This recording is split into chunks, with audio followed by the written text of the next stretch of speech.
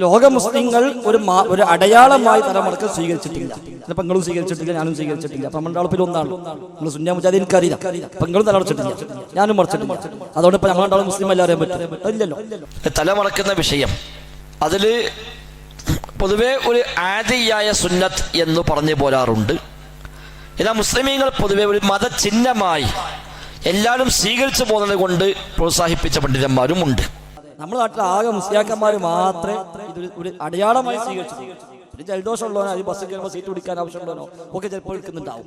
അതിനപ്പുറത്ത് ഇതങ്ങനെ ഒരു അടയാളമായി ലോക മുസ്ലിങ്ങൾ സ്വീകരിച്ചിട്ടില്ല. എന്നാൽ ആ മാതൃക നബിയുടെ സ്നേഹത്തിന്റെ അടിസ്ഥാനത്തിൽ പലരും സ്വീകരിച്ചു പോന്നു. അതുകൊണ്ട് പൊതുവെ മുസ്ലിമീങ്ങളുടെ ഒരു വേഷമായി അത് അങ്ങനെ അംഗീകരിക്കപ്പെട്ടു പോകുന്നത് കൊണ്ട് അത് സുന്നത്തായി പഠിപ്പിക്കപ്പെട്ടിട്ടുമില്ല. സുന്നത്തായി പഠിപ്പിക്കപ്പെട്ടിട്ടുമില്ല. പ്രവാചകരുടെ വേഷമാണ്. സുന്നത്താണെന്ന് എല്ലാ ഇമാമികളും പറഞ്ഞിട്ടില്ല. പറഞ്ഞോലുണ്ടില്ല എന്നല്ല. ചില പണ്ഡിതന്മാരൊക്കെ അത് മുസ്തഹബ്,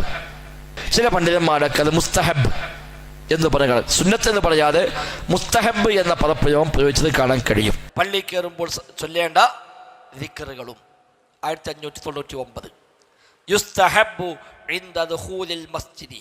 പള്ളിയിൽ പ്രവേശിക്കുമ്പോൾ സുന്നത്താണ്. സുന്നത്ത് എന്ന് പറയാതെ മുസ്തഹബ് എന്ന പദപ്രയോഗം പ്രയോഗിച്ചത് കാണാൻ കഴിയും.